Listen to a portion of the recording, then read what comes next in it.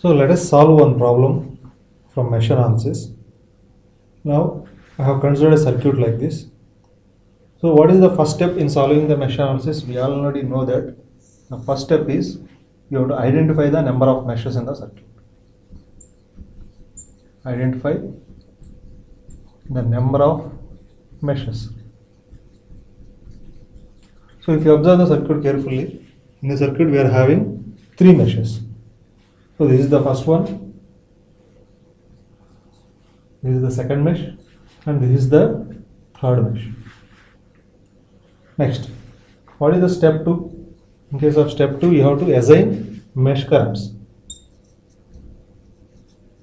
Assign mesh currents in each mesh.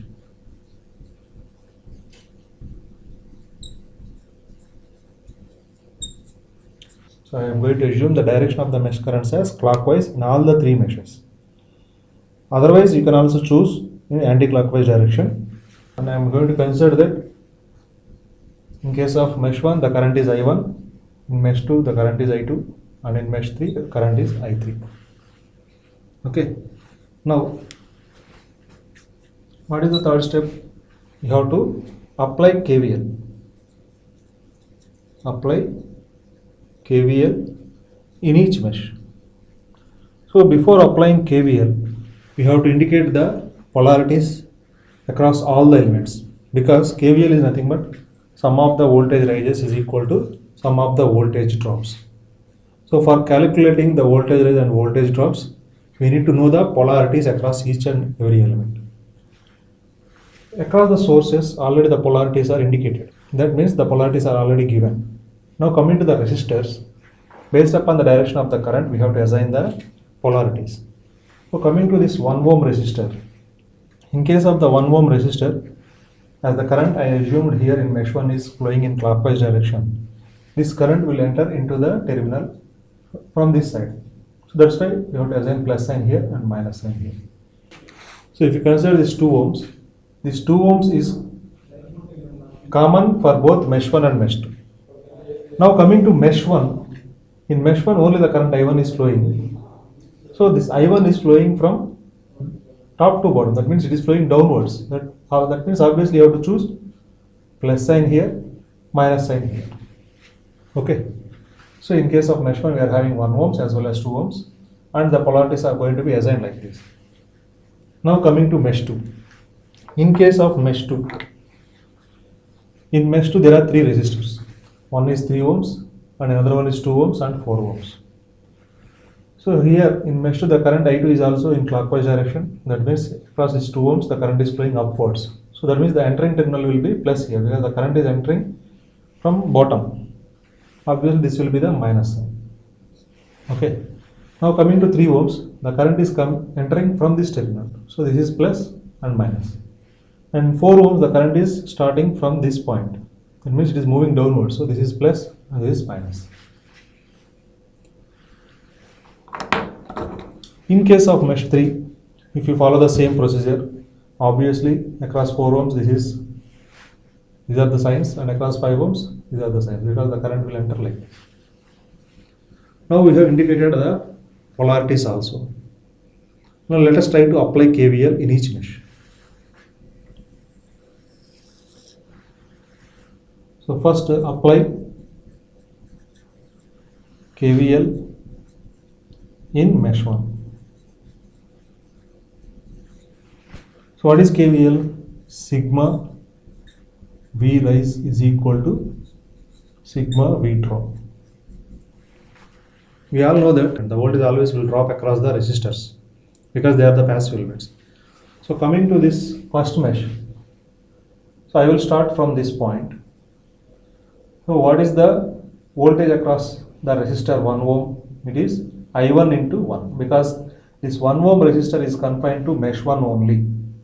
That's why the current flowing through 1 ohms is always I1. So I1 into 1. I1 into 1 is the drop across resistor 1. Next, what is the drop across this 2 ohm resistor? What is the current flowing through this 2 ohms? Here we are applying KVL in mesh 1. but this 2 ohms is common to both mesh 1 and mesh 2. Then you have to take the resultant current of I1 and I2. So what is the resultant current here? When you apply KVL in mesh 1, that is I1 minus I2 is the current flowing through 2 ohms. Okay, because I1 is flowing downwards. See here, I1 is flowing downwards, I2 is flowing upwards. Both currents are in opposite direction. And the resultant current can be either I1 minus I2 or I2 minus I1. Since we are applying KVL in mesh 1, we are going to consider I1 as positive and I2 as negative. So the resultant current here will be, what is the value of the resistance? 2 ohms into the current is I1 minus I2. So this is the drop across resistor 2 ohms and this is the drop across resistor 1 ohms. These are the two drops. Now coming to the source here. In this source, the current is moving from minus to plus. Minus to plus means the voltage is rise, which is equal to 5.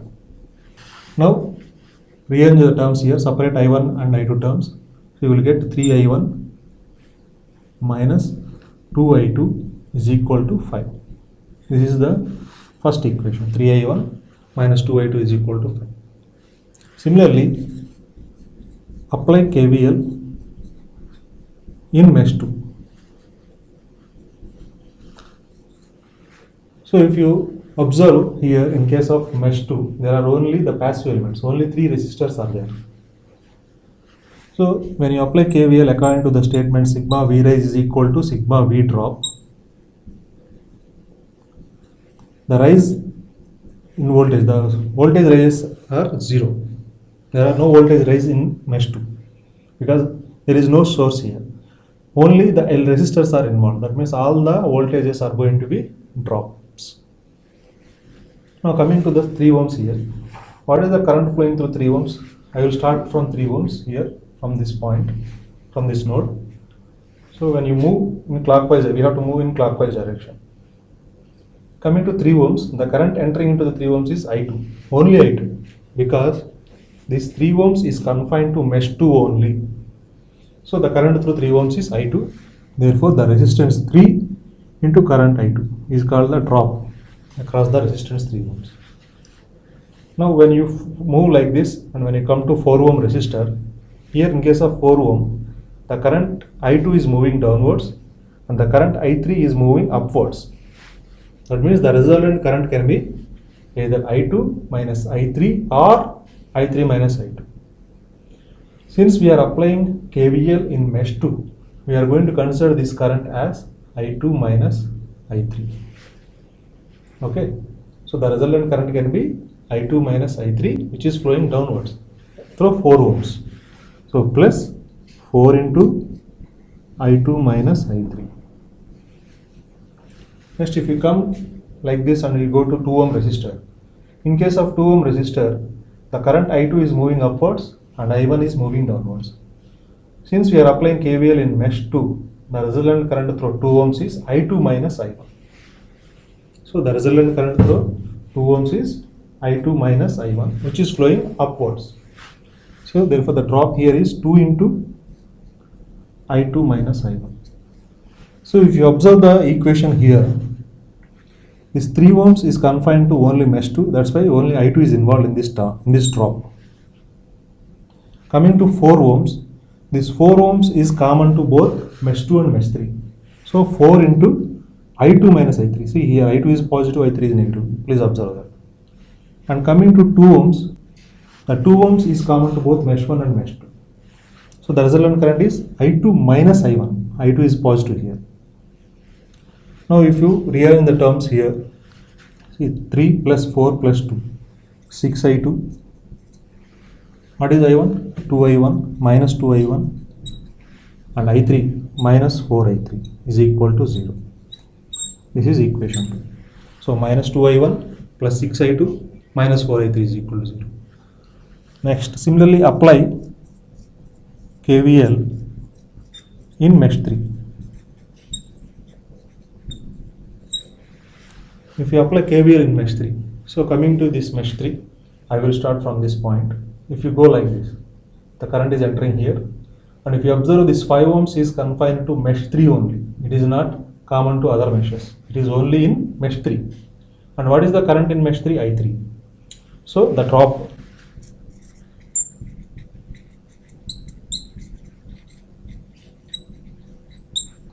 drop across this 5 ohm resistor is 5 into I3. Okay. Next, when you come like this, here we are having a battery and we know that voltage value. Now, if you observe, the current is entering into plus to minus. The current is entering from plus to minus. That means it is also a drop. 10. Here the voltage is directly given, so there is no need to find out, because if it is a resistor, then we have to multiply with I3 to 5. Since it is a source, we are going to write down that value directly. Always remember that source is an active element. It will always deliver power. That means actually the current should flow from positive terminal. But assigned current is in downward direction. Whatever the current we have assumed, that current is always flowing in downward direction here. Now when you come here, in case of 4 ohms, I3 is moving upwards, I2 moving downwards. So the resultant current is always I3 minus I2 in case of mesh 3.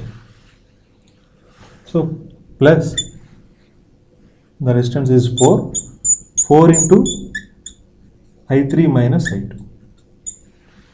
So this is now what about the voltage rises? So there is no voltage rise here. Even the source is there. Since the assumed current is flowing down from plus to minus, this 10 volts becomes drop. Okay. So that's why the V rise is equal to 0. There is no, even the source is there in the circuit. Because of the assumed current direction, this voltage is also be considered as a drop. So all the 3 elements are covered. That means the voltage rise is 0. Now if you rearrange the terms here, 9I3 minus 4I2 is equal to 10. This is the third equation.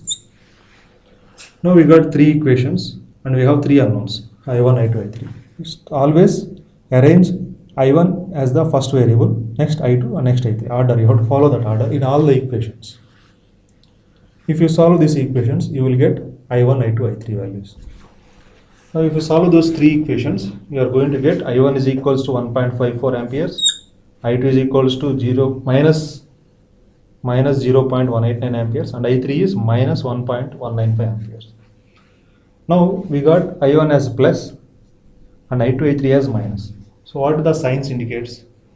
Here we have assumed that the current in mesh 1 is flowing clockwise and we got the value as positive. That means we assigned correct direction.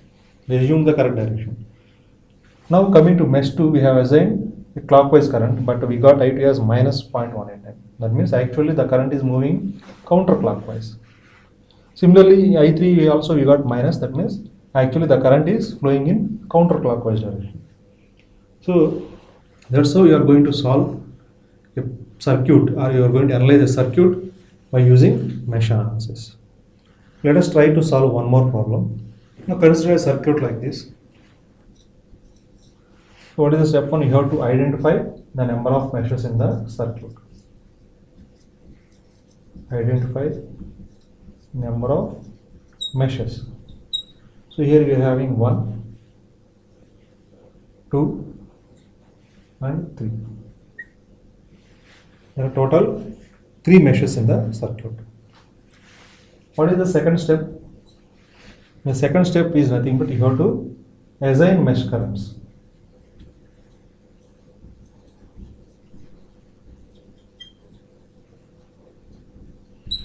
So assign mesh currents in each mesh. Assign mesh currents in each mesh. So I am going to assign in mesh 1 the current as I1 in clockwise direction. In case of mesh 2 also, I am going to assign that a current I2 in clockwise direction. And in case of mesh 3 also, I am going to assign a current I3 in clockwise direction. Okay. So this is step 2. Now what is step 3? You have to indicate the polarities and you have to apply KVL. So you have to apply KVL in each mesh. So before applying KVL in each mesh, you have to indicate the polarities across all the passive elements. That means across all resistors. So by using the current direction, we can assign the polarities. So coming to the mesh 1, here the current is moving clockwise. That means it will enter from this direction. So it is plus and minus. In 2 ohms, this is plus and minus because current I1 is flowing downwards. Now coming to I2, in case of mesh 2, the current is moving clockwise like this. That means here it is plus and minus. In case of 2 ohms, it is plus and minus. And here it is plus and minus like this. Coming to mesh 3 also current is moving clockwise. So the current will enter like this, in this direction. So here it is plus and minus. Here it is plus and minus. Okay. So the polarities have been indicated in respective meshes based upon their currents. So these polarities are different. If you consider the common value or the common resistors, the polarities may change depending upon the direction of the currents in their respective meshes. Please keep that in mind. Okay. These polarities or these directions are going to be assumed values. We are going to assume that the polarities will be like that, the direction of current will be like that. But actual directions are going to be decided after you calculated these mesh current directions, mesh current values. Okay. Now let us apply KVL in first mesh. Apply KVL in mesh 1. In mesh 1, so what are the resistors here? 2 ohms and 2 ohms. Now I will start from this point. Okay. I will start from this point and I will move like this in clockwise direction. Okay. So I will move in this direction. Like this. So in clockwise I will move. So when you are moving like this, since the current is entering from positive terminal, the current is moving from plus to minus. So there will be drop here. And what is the current here? That I1 is flowing in this direction and I3 is flowing in this direction. Both currents are opposite. So the resultant current is I1 minus I3. When you are applying in mesh 1, you always have to consider I1 as positive. So the 2 ohms into I1 minus I3. That is the drop across these 2 ohms. Coming to the 2 ohms here, this 2 ohms, which is common to both mesh 1 and mesh 2. The drop is 2 into I1 minus I2. Okay. So these are the two drops. Now coming to the source here, in case of source, the current is entering from minus to plus. Minus to plus means rise. So which is equal to 10. So that's how we are going to apply KVL. Now separate the terms here. 4I1 minus 2I2 minus 2I3 is equal to 10. This is the first equation. Now apply KVL in loop 2, in mesh 2. Apply KVL in mesh 2. So how you are going to get a KVL in mesh 2? Coming to mesh 2 here, I will start from this point and I will go in clockwise direction. Okay. So this 2 ohms is common to both mesh 2 and mesh 3. So 2 into I2 minus I3. Since we are applying in mesh 2, the KVL in mesh 2, we have to take I2 as positive. Coming to this 2 ohms. This 2 ohms is entirely confined to mesh 2 only. So this is not common element to any other meshes. It belongs to only mesh 2. Therefore, 2 into I2 only. You have to write only. Coming to this 2 ohms. This 2 ohms is common to both mesh 2 and mesh 1. And as we are applying KVL in mesh 2, you have to consider I2 as positive and I1 as negative. Is there any other elements? No. So equal to 0. Now separate the terms here. Minus 2 into I1 plus 6 into I2 minus 2 into I3 is equal to 0. This is the second equation. Okay. Now apply KVL.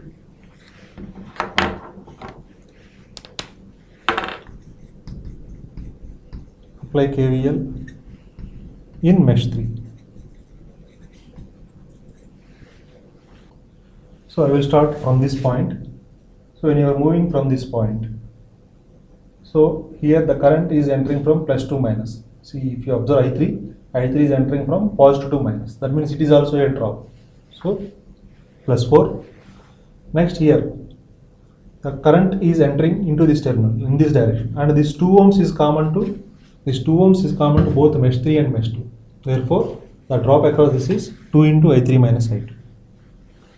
Next, coming to this 2 ohm resistor, it is common to both mesh 3 and mesh 1. So the drop across is 2 into I3 minus I1.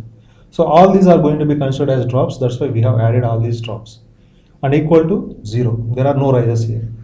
There is no voltage rise here, because in case of source also the current is entering from plus to minus. That's why we have considered this 4 volts also as a drop. Now if you separate the variables here, 4I3 minus 2I1 minus 2I2 plus 4I3 is equal to minus 4. This is the third equation. Minus 2I1 minus 2I2 plus 4I3 is equal to minus 4. Now if you solve these three equations, 1, 2, 3, by solving equations